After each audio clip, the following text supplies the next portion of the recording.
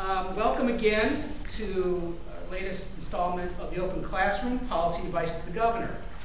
Our theme tonight is the role of the nonprofit sector. And let me put this in context before I do the introductions. Last week's theme on public sector unions, tonight's theme on the nonprofit sector, and next week's theme on regionalism all play together into a broader overarching dilemma for whoever's going to be the next governor of the Commonwealth, but for any governor of any state. And that is how to provide services to citizens in ways that are efficient, effective, equitable, and accountable. Now, if you think about those four measurements or four ways of thinking, they are sometimes in conflict with each other. Because certainly efficiency and equity may run contrary to each other. And certainly effectiveness and accountability may run into opposite tendencies. So the dilemma for governors is to deliver services that citizens want or need in ways that meet all of these criteria of effectiveness, efficiency, equity, and accountability. Certainly we want efficient delivery services, efficiency in timeliness and speed to delivery, etc. We want effective in terms of cost and in terms of impact. We want equitable in terms of fairness, because after all citizens, to some degree, have a right to enjoy access to these goods and services. I mean, after all, there is, in fact, certain constitutional guarantees of equal rights or equal access, or at least some access to certain goods or services. Education. Many state constitutions require the state to deliver education to all citizens. You know, and we've become accustomed to having access to fire, police, education, as citizens, not just as consumers. But we also expect accountability. In a democratic system in particular, we expect it to be accountable. And indeed, the dilemma for governors is that or any policymaker, is that delivering services in all those ways is extremely difficult.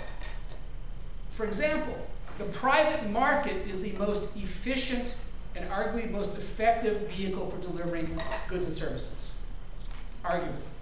Certainly when you go down the grocery store line and see 50 different kinds of cereal, you argue for choice, quality, price, all those kinds of metrics. So, and arguably, in some respects, if we could make all services and goods into consumer goods like we do in the private marketplace, then government could deliver its goods and services through the private sector. And yet we know that oftentimes that's run into real problems of equity, because some people can't pay. And do we exclude citizens from their ability to pay for basic services like water, fire, police, education? So the private market, in theory, should be able to do this the most efficiently and the most effectively. But it runs up against other problems of equity and accountability. And then we are left then with the question of, okay, how about government delivery services? Last week we focused on public employee unions. Well, public employee unions represent the public sector, of course. There you run into the problem of efficiency sometimes, and the problem of accountability sometimes, and certainly the problem of effectiveness sometimes. Although not, it depends on the sector. And so the argument goes that the public sector does not have market discipline, does not have the ability to deliver services as effectively as the marketplace. And yet the marketplace runs into the problem of being equitable and accountable. In the middle of the two lies this area we call the nonprofit sector, which, as we will find out tonight, has grown by large leaps and bounds the last 20 years as government has sought, in some respects, to balance these kinds of tensions between the rigor of the marketplace and the accountability of government. Trying to find efficiency and equity. Trying to find effectiveness and accountability. And this is all happening within a backdrop where citizens are ever more suspicious that their dollars are being spent wisely. Gallup poll in last year, the Gallup poll, which does this question occasionally, asked the question of every tax dollar to the federal government in Washington, D.C., how many cents of each dollar would you say is wasted? How many are wasted? And in the Gallup poll, this is 2009, on average, respondents said 50 cents on the dollar are wasted by the federal government. So if you have people believing that half of what they send to Washington in tax dollars is wasted, that's not a very good context for public provision of services. Now again, that is up, by the way, from 38 cents in 1986. So, and 46 cents in 2002. So it's a record high, in fact, of citizens thinking their tax dollars are essentially wasted by half in Washington. What about the states? The same question is asked about state government. How many cents on each tax dollar goes to the state government in your state would you say is wasted? 42 cents on average. So again, a governor coming into office is facing a context where citizens may be thinking that, well, a good chunk of the money I'm spending in sending in tax dollars to the state is being wasted. Now you may ask, on what? And this is where, of course, everybody has different perceptions about what waste might mean. But be that as it may, the perception that your tax dollars, 42 cents on your dollar, is being wasted by government feeds a broader narrative, as we've talked about government being inefficient, ineffective. My money's being wasted, therefore, perhaps I should starve the beast by cutting back on taxes, such as the debate about the what do we call it? The referendum on the state ballot this fall. Sometimes I can't find the right word. So that's an error. What about local government, by the way? Local government fares the best. Citizens on average say, well, local government only wastes 37 cents on the dollar. Notice, the closer the government is to you, the less you think it wastes your money. Not surprisingly. But the overall picture is, even for local government, more than a third of the dollars we spend on tax money we think is wasted.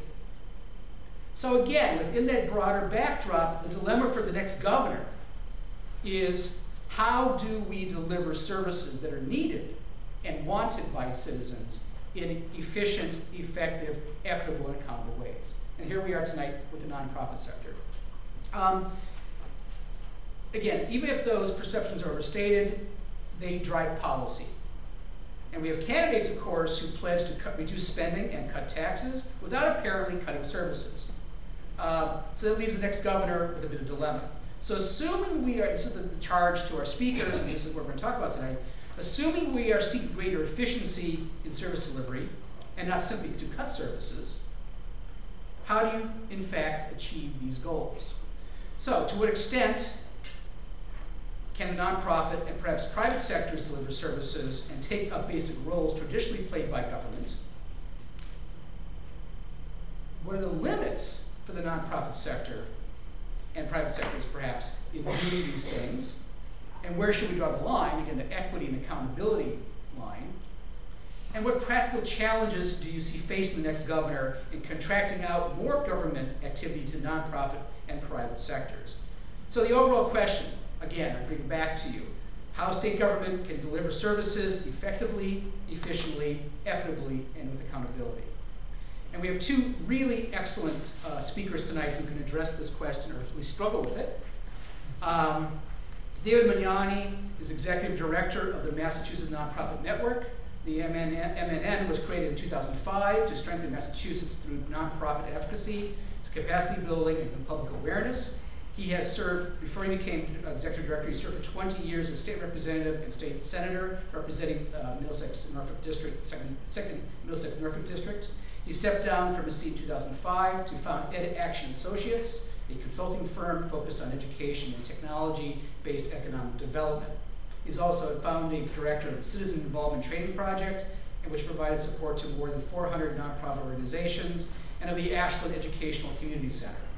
He holds a Master's of Public Administration from Harvard, a Doctorate of Education, and a Master's of Education from the University of Massachusetts. Amherst, and a bachelor's degree in science from Northeastern University. What was your field in? Mechanical engineering. There we go. Always good to have back an alumnus. Jean Dubois, Executive Director of Dorchester Bay Economic Development Corporation. The corporation was founded in 1979 by local civic associations to address the problems resulting from economic disinvestment, the shortage of quality and affordable housing, unemployment, crime, and community tensions undermining Dorchester and Roxbury neighborhoods. She has been the executive director since 1995, has 30 years of community organizing experience, 8 years of loan fund capitalization experience, and 15 years of commercial development experience prior to going to Dorchester Bay. She sits on the Massachusetts Brownfield Advisory Group, Fairmont Indigo Rail Line CDC Collaborative Board, and is board president of the CDC Community Business Network. So these are busy people. And she has she's a bachelor's degree from Stanford University in what area? History. In history. There you go. Real practical. But you can think and write. I can think and write. And a master's from the University of Wisconsin. Without further ado, I give you David Magnani and then Jean Dubois to talk about the inherent dilemma of delivering services in a time of constraint and skepticism about government. David?